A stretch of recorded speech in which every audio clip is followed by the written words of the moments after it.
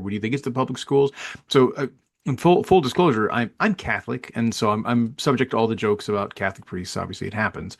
I'm in Boy Scouts, or rather, my boys are in Boy Scouts. I'm very aware that they've had issues recently as well. So I have multiple areas I've overlapped where I've definitely in that space, and steps have been taken. The Catholic Church in the United States now has a sexual abuse training program called Virtus that they put people through. The Boy Scouts does the same thing. They have youth protection that you have to go through. Is there something like that at the school level? And so I mean, I guess I'm asking two different questions at the same time, maybe even three different questions at the same time. Let me ask this question first then. What do you think is the single largest source of sexual offense, and what are some of the ones that would be most surprising people might not think about? So child predators, perpetrators of sexual abuse, pedophiles, they go where they can find victims. Hmm. It's that simple. Where do you find children in mass numbers? Schools, churches, youth sports.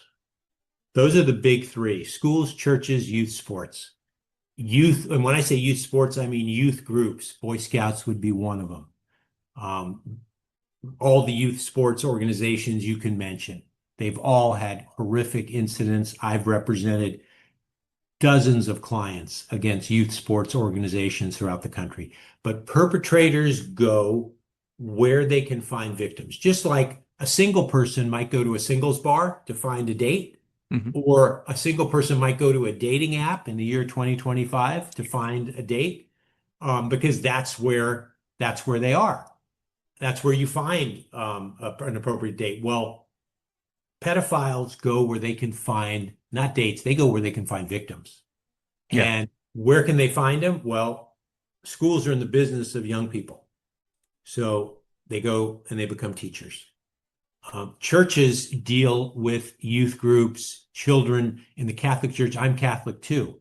And what do we have in every Catholic church? We have altar boys.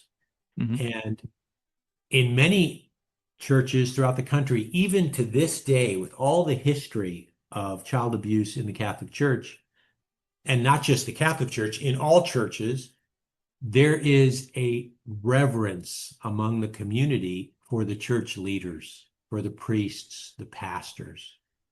In clerical society, in a church-oriented society, the churchgoers are going to literally and figuratively worship the priests and the pastors and so forth.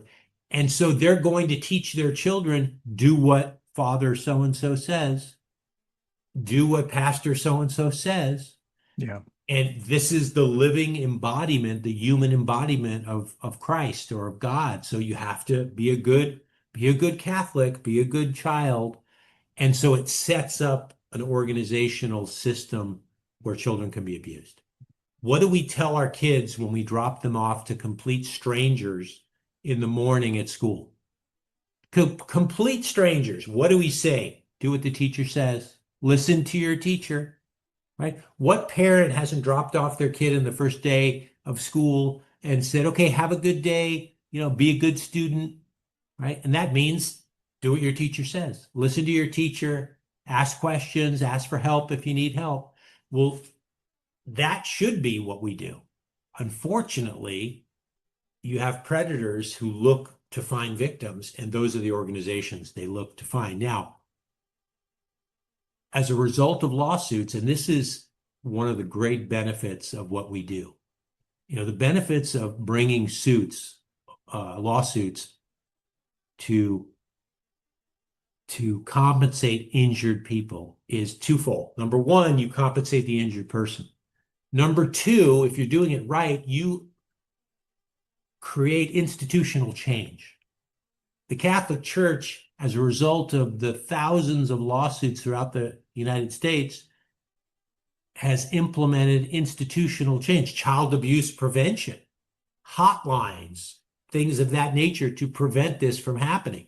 The schools, the school districts, at this point, they have child abuse programs. They have safety, code of ethics, code of conduct, teacher-student codes of conduct as a result of child sexual abuse issues, where now we have rules. Teachers aren't supposed to be alone with kids. Teachers aren't supposed to drive kids in their car. Teachers aren't supposed to have kids at their homes. Teachers aren't supposed to do the things that are part of the grooming process of pedophiles, Mhm. right? Giving gifts, giving special treatment, giving money, all the things that pedophiles do to create a trusting relationship with a child who may be particularly susceptible because he or she comes from a broken home, or her family is financially stressed, or he or she doesn't have a parent.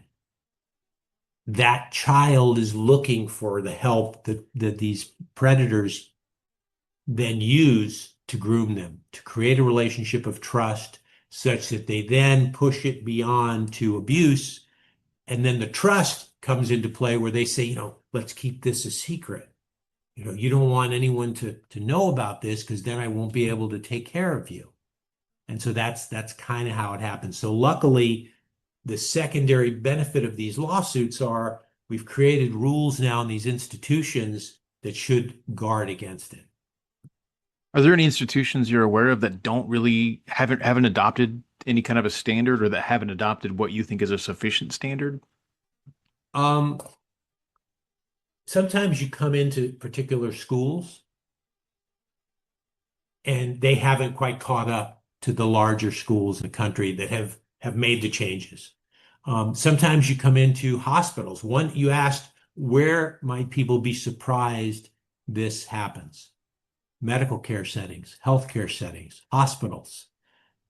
You would be shocked to know the number of cases we see where there's a nurse abusing patients, sometimes even a doctor abusing patients. I had a case once where it was a surgeon right before the patient would go under anesthesia.